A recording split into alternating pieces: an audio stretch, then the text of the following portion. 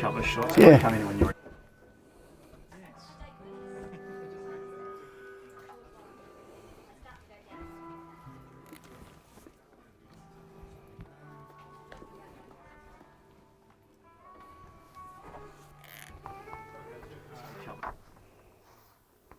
Because I think, because my words, my vocals obviously don't carry the melody.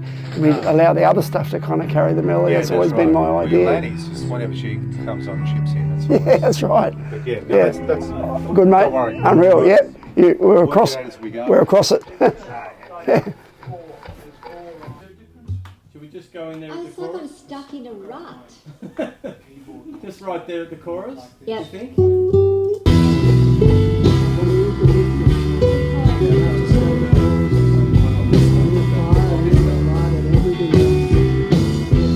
Yeah, so to pick up a guitar and play in front of, you know, somebody who you respect very highly was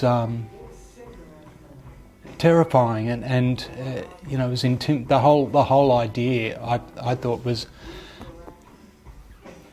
I don't know what the word is, but I just thought it was not a good idea. But that's what I mean by, and then we got in here and we had ideas and we just sort of allowed ourselves to you know, experiment and create and just sort of listen to one another and play with ideas. And there was a bit of reluctance in the camp to record in December last year because a couple of members thought we weren't ready, and I was really adamant, no pun intended, that we are good enough, professional enough, we've been doing it long enough, let's just go in and have some fun. And I think we came in with about 3 or 4 songs that we knew, and by the end of 5 days we had 11 songs recorded.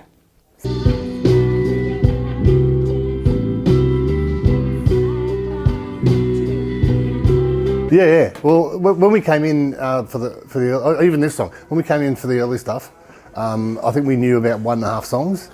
Today, this is the first time I've ever played this one, and it was just like, okay, what are the chords? Work something out. 3rd take, we've got it. You know, sounds good, and then you just fix any fuck ups, and it's good to go. It's great. I love working at this.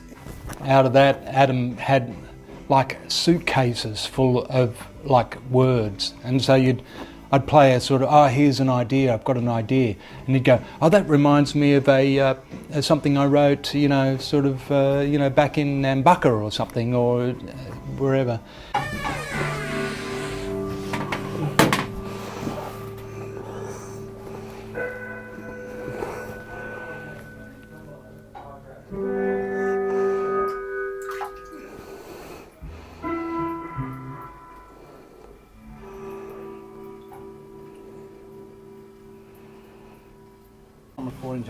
Jim, can you explain what's happening in there today?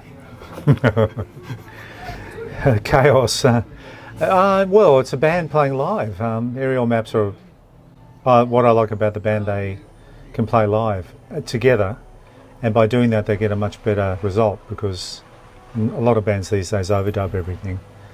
And we're just doing a final song for the record called Eucalyptus Road.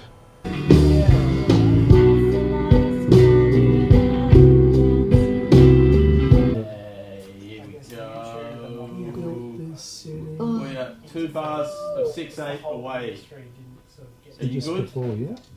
Yeah. We did a whole bunch of songs. We've done 12 or 13 songs for this album, and the real thematic trope through the album has been this sense of dealing with environmental changes and finding a safe haven from fire and flood, and and just felt like there was another ingredient that we needed to put into the mix of the album. Had a bit of a listen to a demo this morning, and yeah, that's pretty much it. Don't want to sort of think about it too much, because you can lose a lot from sort of trying to figure it out or whatever. There we go. Let me put the guitar. Oh, that sounds all right.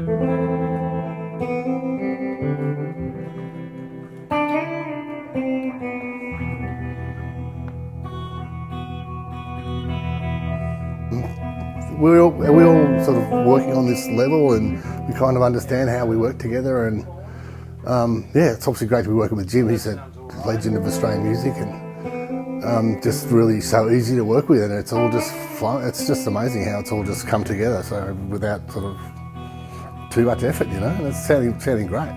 There's a real cohesive connection with us. There's something about his sensibility and the way we work that connects, and I think with Jim and a lot of the Midnight Oil stuff is that there's a psychological space that we exist in a similar space, trying to articulate Australian landscape.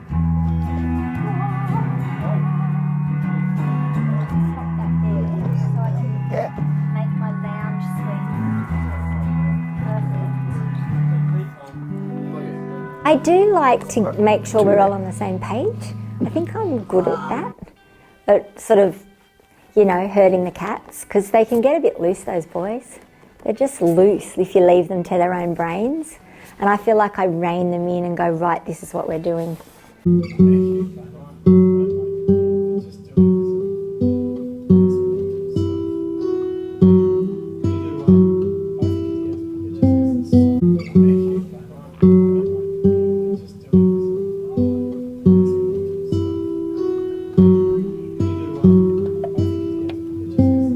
It's had this concept of a Eucalyptus Road and a quintessentially Australian sort of name, which represented to me that place of safety and salvation.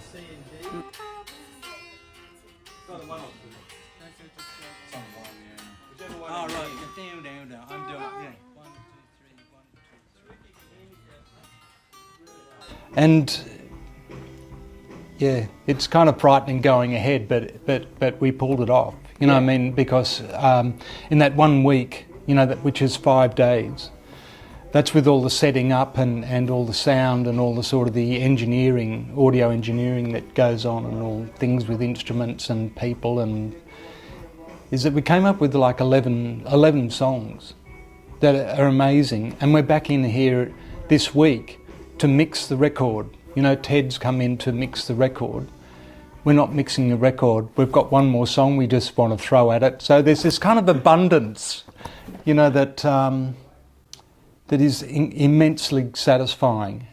Just not only because I'm not talking about sort of productivity, I'm talking about a whole lot of feeling, a whole lot. It's profound, and it's romantic and romantically nostalgic, and it's potent, and I feel it every time that we play live. It's something that kind of fills the room, that sort of casts a spell that is so unique and evocative, I guess. And to capture that in this space, it's pretty good. And it's beautiful, because it's like beat poetry, but with melody. And they're very interesting. They're a very interesting band. I've always been quite fascinated with what their lyrical preoccupations are about. It's very Australian. Yeah. I love bands that talk about where they're from. Should be, if the selector switch is selected to C and D, got a 1 or 2.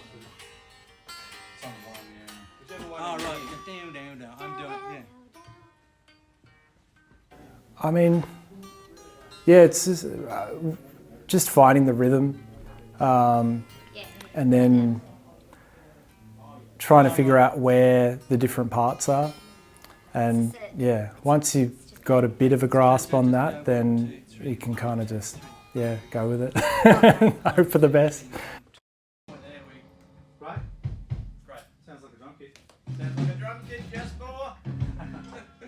drummer and a good drum sound and a good drum kit. So we'll just get you happy with your cans once everyone sort of... Lanny, Pete and I got together and we started to cobble it together, and it's just one of those things where sometimes the universe just, all the rays of sunlight just hit a certain spot at the right time, and it felt like this song kind of just, all we needed to do was wrestle it in and carve and actually articulate it. It already existed, it felt like, you know.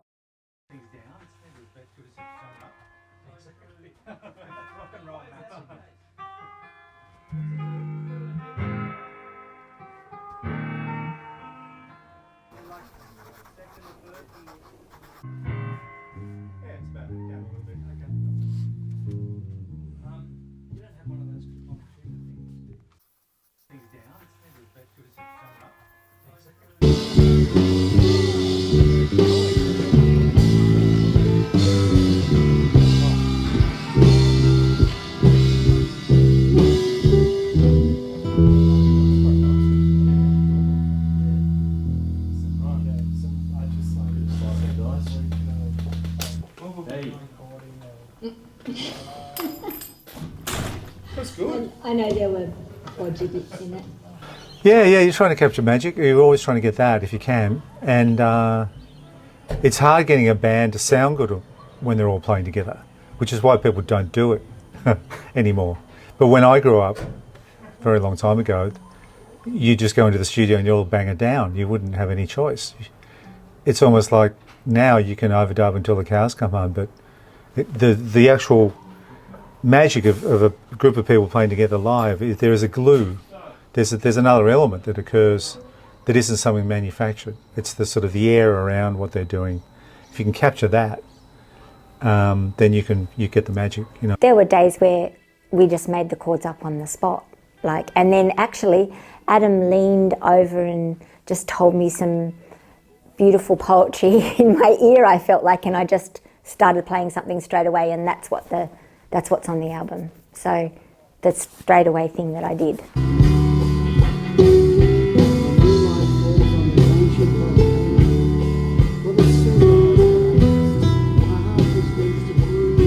Yeah, I've never heard it before. It got sent to us, and I didn't. I think I heard a particularly bad version, so I never actually. And then I sort of had one listen and said, I don't really know what's going on there, so I'm not going to work out any parts for it. And then kind of forgot about it, and then today crept up on us. So we came in this morning and said, fuck, I haven't even listened to this thing yet. Jim's really easy to, and but I like him because he's firm as well, but fair, and he picks up on things that need to be picked up on. And it's very comfortable and cruisy, yeah. I love it. I felt great after those 5 days. I was high for ages because of just getting in a room essentially with a bunch of friends and coming out at the end of the 5 days with something that sounded so good for the 5 days. I don't think anyone was expecting that. Middle. Yeah.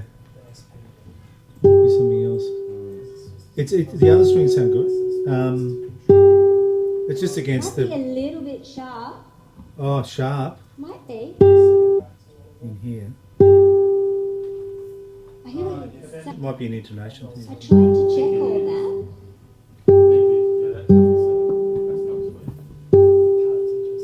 I always felt like it's a line where you hear a lot of people say, a lot of women say, I just want to go out and dance with my friends, as if it kind of got carefree, nothing else matters, just have some fun. And I sort of feel like under the threat of the different environmental factors, we've been so worried about different things. We've had fire, we've had floods, had landslides, we've had all sorts of things.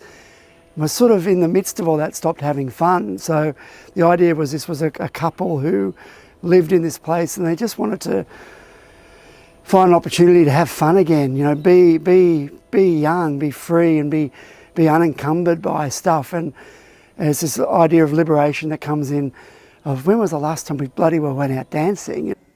I mean, yeah, we've all sort of played in bands for a while, so it's kind of, yeah, if it was 10 years ago, then I probably wouldn't be as kind of comfortable or confident to sort of just go with it. But yeah, I guess some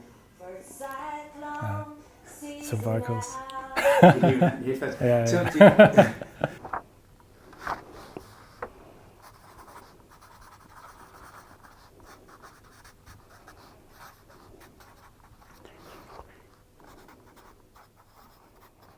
Talk about essentially Australian things. One of the first things that ever made me want to write lyrics or words or anything was, the early Midnight Oil songs talking about the Long Coast Road and the smell of frangipani, and they were doing that, 30, 40 years ago, and it feels like that's a very beautiful landscape in which to try and inhabit, in which we do inhabit. Look around here, we're in amongst it, and so working with Jim has been a really easy and great experience, and brings a lot to the table, obviously. That's how I look at it when with my recording things. I just like people who can play live and deliver it live. And then it's really simple. There's no time. It's quick, and you can make records quickly. You don't stuff around all the time and disappear up your own arse with overdubs and sonic architecture and like the prog thing. It's like 6 months in the studio sort of stuff. No, yeah. I'm not interested in that. Yeah. And these guys aren't either, which is great. I see that as crucial, my part in the band, as far as if it's not underpinning Adam, I'm not interested. Like, I really want to hang just underneath him to hold him up, because the spoken word is the most important thing as far as I'm concerned. You don't need the music to have spoken word and to have feelings, but it's almost like, let's create something that goes along beautifully with his spoken word without taking over from it.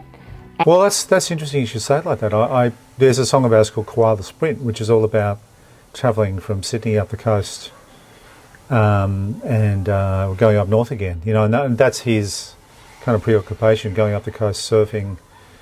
It's almost like the time of the milkshake and the hamburger in the 70s where he was growing up, 80s, whatever, and he taps into something that's part of my sentimental landscape and a lot of people's sentimental landscape in this country. We all experience Australia, looking out the right-hand side of the window with our elbow out, with the sun burning on your elbow, and you're checking out the surf and the swell, and there's that atmosphere of wattle and eucalypt and the smell of it coming through, and the road, the Kempsey Road, which is all winding, and you get behind a truck and you're there for a few hours, and it's a very peculiar Australian experience. Yeah. And he just writes what he knows, and people who write what they know are usually the best writers.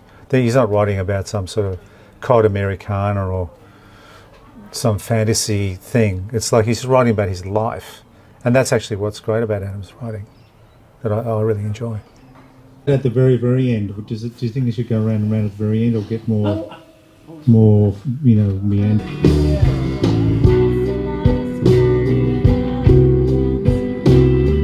This is a lifelong journey I've been on to write words and wrestle with ideas, and the great thing about these guys is that we're on the same page. They get it, and they're happy to back me and totally with me, and I feel total trust in them, that they have total trust in me to do my bit, and they'll do their bit, and it's a great experience to have these people on board. I laugh. I go to bed at night, or I wake up in the morning and go, Jesus Christ, it's pretty amazing that here we are, this thing exists.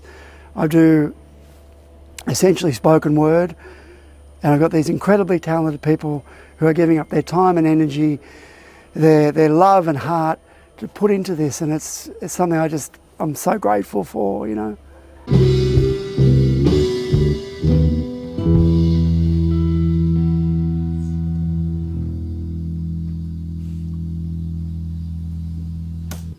I think the idea works.